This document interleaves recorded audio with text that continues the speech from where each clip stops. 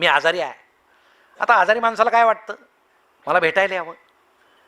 मग काही आजारी माणसं पहिल्यापासून सांगतात, मी कसा घाम आला, मी कसा पडलो. मग ते ऐकता ऐकता पुढच्याला घाम येतो. 2 स्टेन टाकल्या, आता पुढच्याच्या छातीत 4 आहेत, तो कशाला सांग. पण आपल्याला दुःख देखणं करायची सवय आहे. आम्ही दुःख विकतो बाजारात. आम्हाला आमच्या दुःखाचं काय स्वाभिमान आहे की मला या भेटायला मी दुःखी आहे. अरे सगळेच दुःखी आहेत, ते दाखवत नाहीत. तुम्ही आनंद वाटा, आनंद मिळेल. आनंद वाटा. तुम्ही देवाला फुलं वाहा, तुमच्या हाताचा सुद्धा वास येईल, सुगंध येईल. पण आम्ही ते फुलं वाहत नाही. आपण जेवढा आनंद वाटू तेवढा आनंद आम्हाला मिळेल. आनंद साध्या साध्या गोष्टीत असतो, त्याला पैसे द्यावे लागत नाही. तुम्ही सकाळी फिरायला जाता की नाही? जातो. सकाळी फिरताना सुद्धा आनंद असतो. आता फिरण्याचे अनेक कारणं आहेत. आता आमचं पोट समजा वाढलेलं आहे, तर ती चिंता आपली आहे ना, समाजाची नाही ना. मग चेहरा असा असतो की तो चेहरा पाहून बाकीचे म्हणतात ते हा आला की काहीतरी घोटाळा होतो, याचा चेहराच पाहायला नको, आपण दुसरीकडून गेलेलं बरं आहे. म्हणून पहाटे फिरताना सुद्धा शेवटी ते थंड हवा आहे, सकाळचं वातावरण आहे, आपण आनंदीच राहायला पाहिजे. आम्ही हा कुणीतरी कुत्रा घेऊन फिरतोय शेजारी, मग आपल्याला कुत्राच नाही याचं दुःख बाळगायचं का? तो फिरतोय ना घेऊन, त्याच्याकडे पहा. कधी कधी तो कुत्र्याला फिरवतोय की कुत्रा त्याला फिरवतोय तेच समजत नाही. तो आनंद लुटा ना जरा, मस्त पहा. आता रामदेव बाबा योगासनं करतात, केले पाहिजे. पण आता रामदेव बाबा काय त्यांचं आरोग्य चांगलं राहण्यासाठी योगासनं करत नाहीत, त्यांचं चांगलंच आहे. ते आता त्यांचा व्यवसाय झालेला आहे.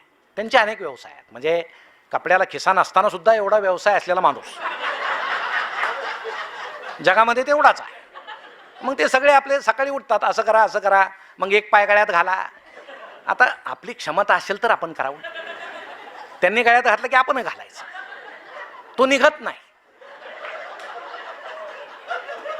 मग आमच्या हिला म्हणायचं एवढा काढ,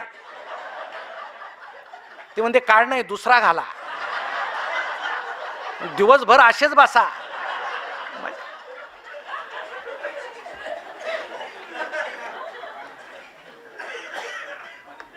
योगासनं केल्यानं काय होतं?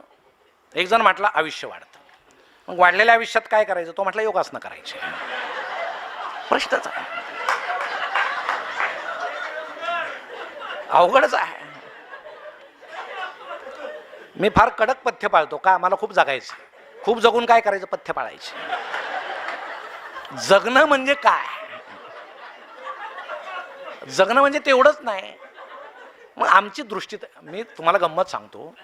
मी एकदा पहाटे फिरायला गेलो, असं नुकतंच असं फटफटलेलं होतं, थोडा दुसरा अंधार होता, आणि मला कुणीतरी स्त्री गुड मॉर्निंग म्हटली दुरून. मी गुड मॉर्निंग म्हटलं. घरी आलो. आता असा आनंद काय लपवता येत नाही ना.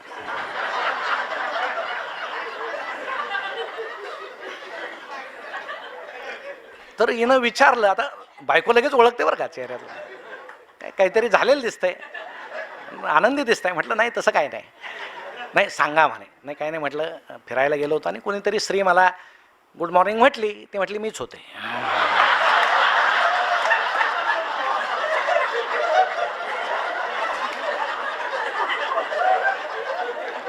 तुम्हाला सांगतो लगेच चेहरा पाडला बा. मग तिनं विचारलं, परस्त्री गुड मॉर्निंग म्हटल्यावर आनंद होतो, बायको म्हटल्यावर दुःख होतं असं का? विचार करण्यासारखी गोष्ट आहे ना. सुख आपल्या जवळ आहे, आम्ही नाही ते मानत. ते मानण्याची क्षमता, ती दृष्टी आमच्यात आली पाहिजे. आम्ही ती सकारात्मक दृष्टी पाहिजे आमच्यामध्ये. आम्ही कायम नकारात्मक. काही लोक तुम्हाला सांगतो अशा आहेत ना, प्रत्येक गोष्ट त्यांना असं वाटतं की नकारात्मक आहे. म्हणजे हे साहेब खूप उशिरानं घरी आले म्हणून त्यांची पत्नी त्यांना असं म्हटली की किती उशीर केला तो, मगापासून बंड्या म्हणतोय माकड पाहायचं माकड पाहायचं.